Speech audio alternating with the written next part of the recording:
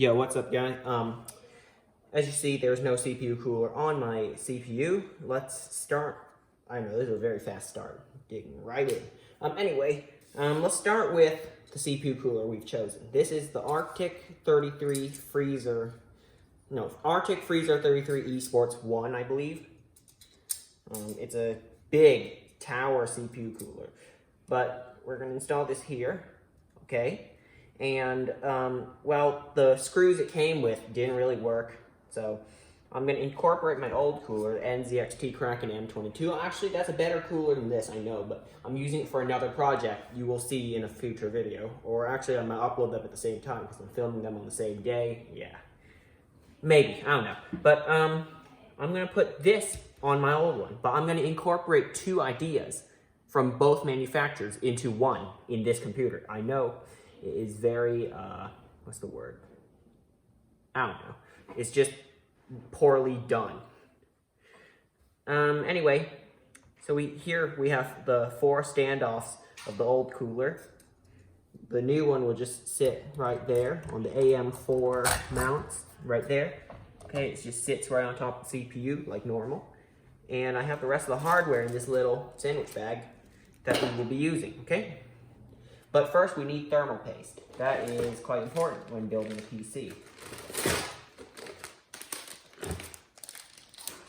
Said to do it in a small X shape for the best performance. So, I'm going to remove this. Take my thermal paste, thermal compound, whatever you want to call it. Make a small X shape in the middle.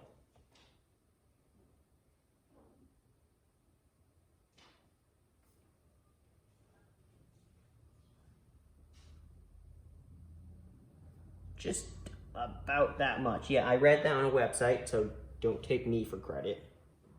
If your CPU is very small, I wouldn't recommend doing that much.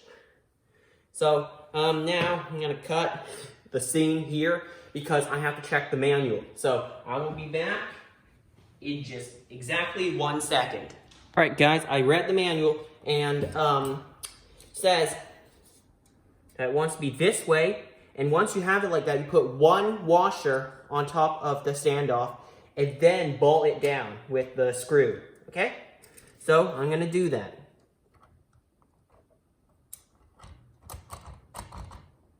Okay, feel it made contact with the CPU.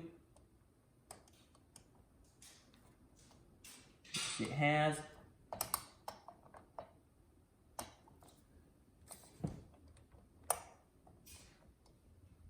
Yep, it's made contact. Now, yeah, I was just afraid that it wouldn't make contact with the CPU with this method I have, but it has. So here are our 4 washers, actually. One there. Hang on, I'm gonna swing that out. One there. It's tricky.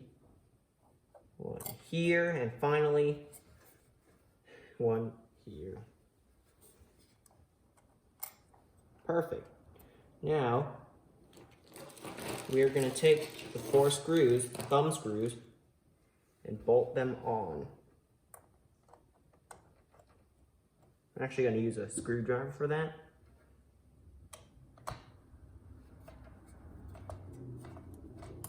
Alright, now we're going to do the opposite crisscross side. That means like the diagonal side, I should say. Yeah, the diagonal side. Tighten that one down a little bit.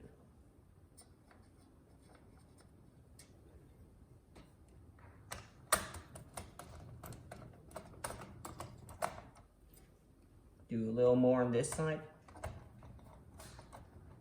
And then I'll do the other 2 screws.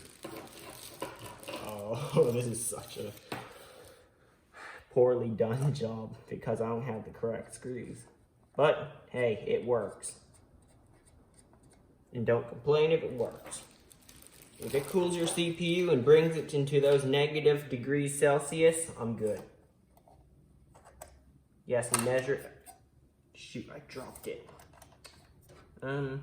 Yeah, we measure it in Celsius. for CPU temps.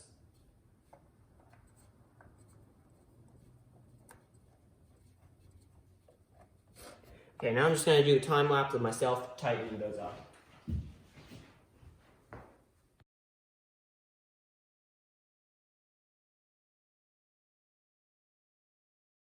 Alright guys, it's installed.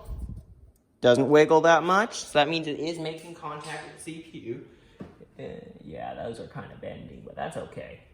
Hopefully. Yeah, I think it'll be okay. We'll be fine. Anyway, now it's time to have a fan there. I chose this one. It's very special because it lights up in blue color. Yeah, that's a very good reason to choose a fan.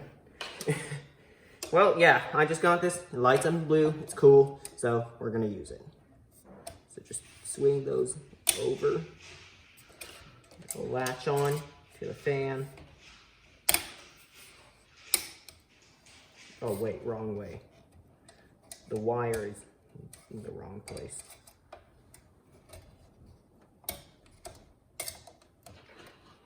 That's better. The wire has to be facing backwards so it can go to the back of the case for cable management.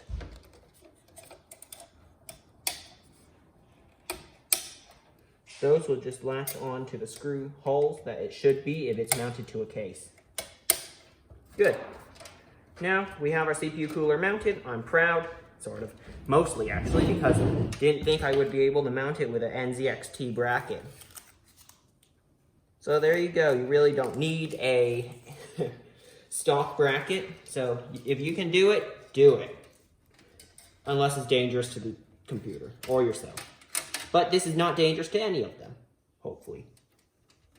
Now let's hook this up to our fan hub on the back. Just plug it into any of the ports. Oh wait, no, I want to plug into the one that will detect speed. This should be the speed controller. Good. It's connected. It will work when I fire it up, hopefully. Anyway, what I keep saying hopefully today. Whatever. It is installed. We are good. Thanks for watching. That's how you install a air cooler. And I shall see you next time. I hope you found this helpful. I hope you found it interesting. Oh no, you've been looking at the top of my case. Okay, you should be looking here. Anyway, thanks for watching. Like, comment, subscribe, and share. And I'll see you next time.